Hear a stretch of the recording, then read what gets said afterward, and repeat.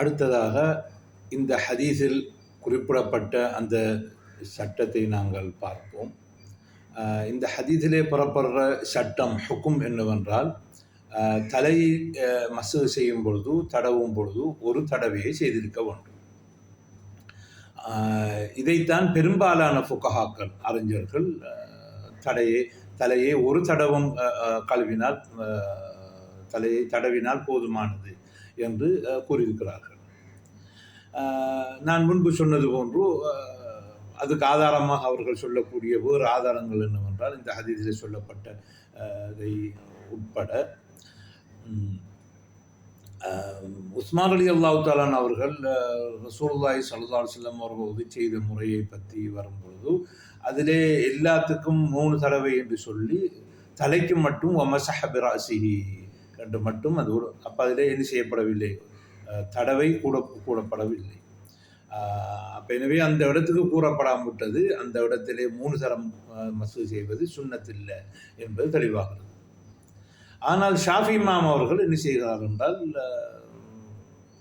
ஜும்ஹூர்களுக்கு முரண்பட்டு அவர்கள் சொல்கிறார்கள் தலையையும் என்ன செய்ய வேண்டும், 3 தரம் மசூ செய்ய வேண்டும் என்று அவர்களுடைய உம்முடைய சொல்லும் பொழுது சொல்கிறார்கள். வஹிப்பு லவ் மஸஹ ரஸஹு ஸலாதன், அவன் 3 தரம் செய்கிறது நான் விரும்புகிறேன். அதாவது இடத்துல சுன்னத்து, 3 தரம் செய்வது சுன்னத்து என்று சொல்கிறார்கள். இதற்கு ஆதாரமாக ஷாஃபி மதுஹபை சேர்ந்தவர்கள் முஸ்லிமிலே வந்த ஒரு ஹதீஸை ஆதாரமாக சொல்கிறார்கள். அதிலே உஸ்மான் ரலியல்லாஹு தஆலா அவர்கள் உதவி செய்துவிட்டு, நான் உங்களுக்கு ரசூலுல்லாஹி ஸல்லல்லாஹு அலைஹி வஸல்லம் உதவி செஞ்ச முறையை காட்டவா என்று சொல்லிவிட்டு, சும்ம தவல்லா ஸலாஸன் ஸலாஸன், 3 உதவி செய்தார்கள், 3 தடவை உதவி செய்தார்கள் என்ற ஹதீஸை ஆதாரமாக கொள்கிறார்கள். அப்போ இதிலிருந்து அவர்கள் சொல்கிறார்கள், அப்போ எல்லா உறுப்புகளையும் 3 தரம் செய்வது சுன்னத்து, முஸ்தஹப்பு என்று அவர்கள் கூறுகின்றார்கள். ஆனால் ஷாஃபி மதுஹபை சேர்ந்த பைஹக்கி அவர்கள் சொல்கிறார்கள், இதைத்தான் ஷாஃபி இமாம் என்ன செய்கிறார்கள், 3 தரம் செல்ல ஒன்று செய்யலாம் என்பதற்கு ஆதாரமாக எடுத்திருக்கிறார்கள். இது ரிவாயா முத்துலக்கா, சலாசன் சலாதன் வந்தது எல்லாமே சலாசன் சலாதனா அல்லது பெரும்பாலும் சலாசன் சலாதனாங்கிறது அங்கே முத்துலக்கா இருக்கிறது. எனவே ஹும்ரான் ஊடாக வந்த ரிவாயத்துகள் எல்லாம் அந்த 3 தடவை சொன்னது என்பது தலையை தவிர்ந்தது தான், தலையை ஒரு தடவை தான் தடவினார்கள் என்று இமாம் பைஹக்கி அவர்கள் கூறுகின்றார்கள். அடுத்ததாக இந்த முஸ்லீமிலே சொல்லப்பட்ட ஹதீஸில் ஒரு மறைமுகமான இல்லா ஹஃபியா ஒன்று இருக்கிறது. இந்த இஸ்னாதிலே முஸ்லிமுடைய ரிவாயத்திலே மின் தரீக் வக்கீ அன் சுஃபியான் சௌரி அன் சாலிம் இப்னு அபி நதுர் அன் அபி அனஸ் அன்ன உஸ்மான் தவத்தா என்று என்ன செய்கின்றது, இந்த இஸ்னாது வந்திருக்கின்றது. இந்த அஹ்மது பின் ஹம்பல் போன்ற இமாம்கள் சொல்கிறார்கள், அது அபு அனஸ் என்பவரிடத்திலே வரக்கூடாது, வர வேண்டிய ராவி புஸ்ரு பின் சயீத். அதாவது ஹதீஸ் எப்படி வர வேண்டும் என்றால், அன் அபின் நதுர் அன் புஸ்ரு பின் சயீத் அன் உஸ்மான். இந்த புஸ்ரு பின் சயீதுக்கு பதிலாக அபு அனஸ் என்றதை போட்டது வக்கீவுடைய வகம், அவருடைய தவறு வகம் என்று சொல்கிறார். அதைத்தான் இமாம் தாரகுத்னியும் தங்களுடைய இதழிலே வஸ்ஸஹீஹ் கௌலு மன் கால அன் புஸ்ரு பின் சயீத் என்று சொல்கிறார்.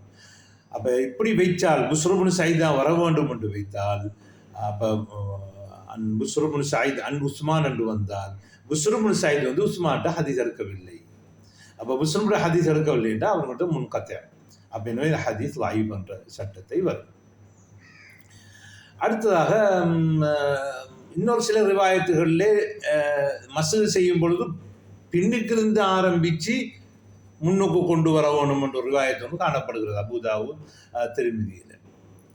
அந்த ரிவாயத்தில் 2 விஷயம் காணப்படுகிறது. அதிலே மசூ செய்யும் பொழுது 2 தரம் மசூ செய்யணும் என்று காணப்படுகிறது. இன்னொன்று பின்னுக்கு ஆரம்பித்து பிறகு முன்னுக்கு வர வேணும் என்று சொல்லப்பட்டிருக்கிறது. அப்போ இந்த ஹதீஸ் அபூதாவூத் திர்மிதி இப்னு மாஜாவிலே வந்திருக்கிறது. அந்த ருபையா பின்த் முஅவ்வித் ரலியல்லாஹு அன்ஹு அவர்கள் அறிவித்ததாக, அன்னன் நபி ஸல்லல்லாஹு அலைஹி வஸல்லம் மஸஹ பிராஸிஹி மர்ரத்தைன் பதஅ பிமுஅخر ரஸிஹி, பின்னுக்கு ஆரம்பித்து சும்ம முகத்தமிஹி, பிறகு முன்னோக்கு கொண்டு வந்து.